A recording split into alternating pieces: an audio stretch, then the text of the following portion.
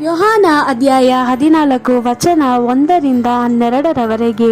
ಯೇಸು, ನಿಮ್ಮ ಹೃದಯವು ಕಳವಳಗೊಳ್ಳದಿರಲಿ, ದೇವರಲ್ಲಿ ವಿಶ್ವಾಸವಿಡಿರಿ, ನನ್ನಲ್ಲಿಯೂ ವಿಶ್ವಾಸವಿಡಿರಿ.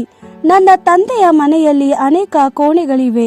ಅದು ಸತ್ಯವಲ್ಲದಿದ್ದರೆ ನಾನು ನಿಮಗೆ ಹೇಳುತ್ತಿರಲಿಲ್ಲ. ನಾನು ನಿಮಗೋಸ್ಕರ ಸ್ಥಳವನ್ನು ಸಿದ್ಧಪಡಿಸಲು ಅಲ್ಲಿಗೆ ಹೋಗುತ್ತಿದ್ದೇನೆ.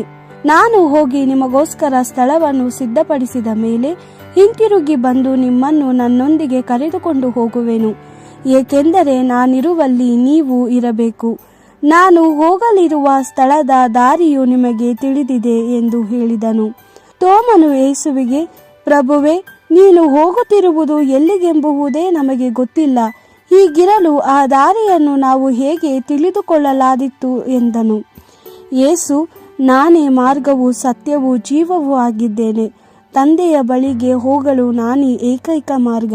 ನೀವು ನನ್ನನ್ನು ನಿಜವಾಗಿಯೂ ತಿಳಿದಿದ್ದರೆ ನನ್ನ ತಂದೆಯನ್ನು ಸಹ ತಿಳಿದುಕೊಳ್ಳುತ್ತಿದ್ದೀರಿ. ಆದರೆ ಈಗ ನೀವು ತಂದೆಯನ್ನು ತಿಳಿದಿದ್ದೀರಿ, ನೀವು ಆತನನ್ನು ನೋಡಿದ್ದೀರಿ ಎಂದು ಹೇಳಿದನು. ಫಿಲಿಪ್ಪನು ಯೇಸುವಿಗೆ, ಪ್ರಭುವೇ, ನಮಗೆ ತಂದೆಯನ್ನು ತೋರಿಸು, ನಮಗೆ ಅಷ್ಟೇ ಸಾಕು ಎಂದು ಹೇಳಿದನು. ಯೇಸು, ಫಿಲಿಪ್ಪನೇ, ನಾನು ಇಷ್ಟು ಕಾಲದಿಂದ ನಿನ್ನೊಂದಿಗಿದ್ದರೂ ನೀನು ನನ್ನನ್ನು ತಿಳಿದುಕೊಳ್ಳಲಿಲ್ಲವೇ?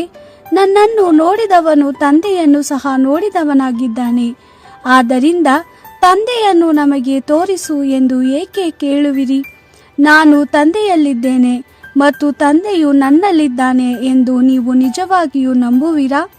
ನಾನು ನಿಮಗೆ ಹೇಳುವ ಸಂಗತಿಗಳು ನನ್ನಿಂದಲೇ ಬಂದಂತವುಗಳಲ್ಲ.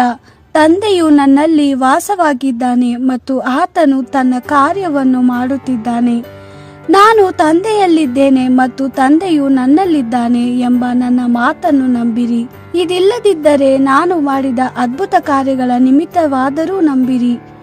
ನಾನು ನಿಮಗೆ ಸತ್ಯವನ್ನು ಹೇಳುತ್ತೇನೆ, ನನ್ನಲ್ಲಿ ನಂಬಿಕೆ ಇಡುವ ವ್ಯಕ್ತಿಯು ನಾನು ಮಾಡಿದ ಕಾರ್ಯಗಳನ್ನೇ ಮಾಡುವನು.